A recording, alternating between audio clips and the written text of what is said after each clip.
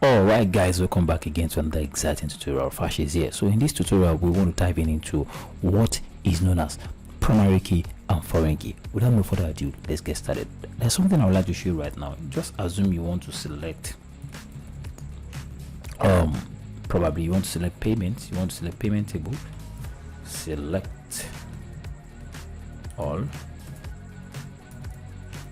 from payment.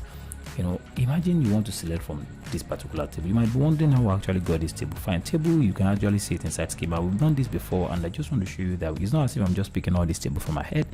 This is the payment table that I want to select. So by the time I hit on select, something magical will happen. It's going to select all the tables right for me, right? We only understand this. So this particular table has a primary key, a customer ID, staff ID, rental ID, amount ID. But there's something I would like to show you right now. Did you know that primary key is what gives a table a unique identity? It makes it to be unique. Primary key it was distinguish that table from another table. So now imagine if you want to create a table and you want to use the property of another table inside that table. I repeat, you want to use a properties of another table inside this table. Let's say for instance, customer has his own table right now. This customer has his own table right now. So I now want to be able to use customer information inside my payment table. I will need to go and consult customer and make use of customer primary key to import it inside this payment ID. All right, let me show you column. I just want to show you customer. You can see this customer ID is here and at the same time is here. So what it means is that anytime I want to use information of customer inside the primary key, it will be used. We can really it will be usable. All right, that's exactly what I want to show you. Now this particular key, we will not call it primary key again, but we will now call it foreign key. Imagine this key is a foreign key to this entire table. That's number one. Another thing is that you look at this staff ID. We look at staff ID. We already have a table called staff. Let me scroll down and you see it.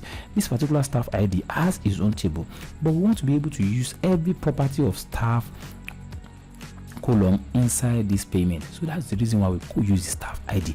Rental also is here. Let's check rental out. Scroll down, you're going to see rental. You see that rental is there as well. Despite the fact that rental table is there, rental ID is also going to be there. We make use of rental ID inside this place so that we'll be able to use all the content of what rental ID in this particular payment table. You can see payment table is now very powerful. You can use the content of customer, you can use the content of staff, you can use the content of rental, and so on. All right, now all these things are known as what?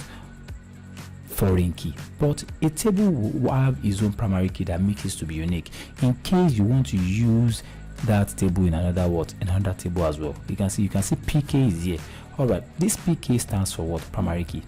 All right, there's one thing I would like to show you right now. Imagine you open a particular table called rentals. Okay, let me screen shrink it so that you see it clearly. All right, payment as well.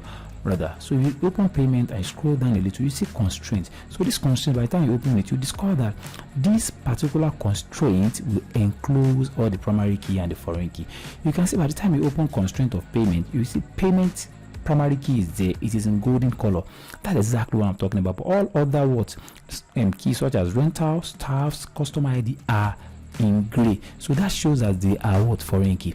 Let me double click on this, and there's one thing I would like to show you. Come to dependency and click on it.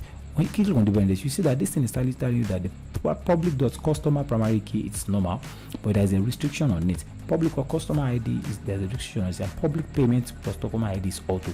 So this is actually telling us that there is always a restriction whenever you are using what key, and key falls under restrictions. So what are these restrictions?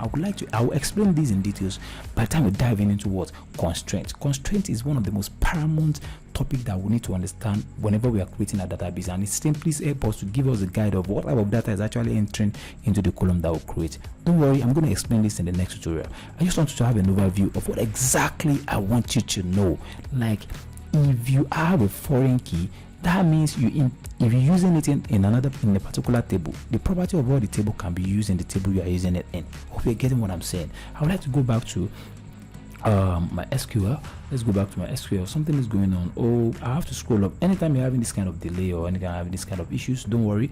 Just come straight to your database, right click and go to query to, so that you're able to navigate to where exactly you've been running your code before. So don't forget, you get all your table from schema, but your table will always contain a constraint, and from a constraint you can easily know what type of key you are dealing with. In the next tutorial, we're going to expatiate more on what constraint really means. Hope you really find this particular tutorial interesting. I made a video before and the video is a little bit noisy, so I had to make another one again, and I figure out how I can simplify it in such a way that there wouldn't be too much of what explanation concerning this particular topic. I'm so glad that we're moving forward, and in the next tutorial we're going to dive into what constraint really means. And until then, I can't wait to have you in the next one. Bye.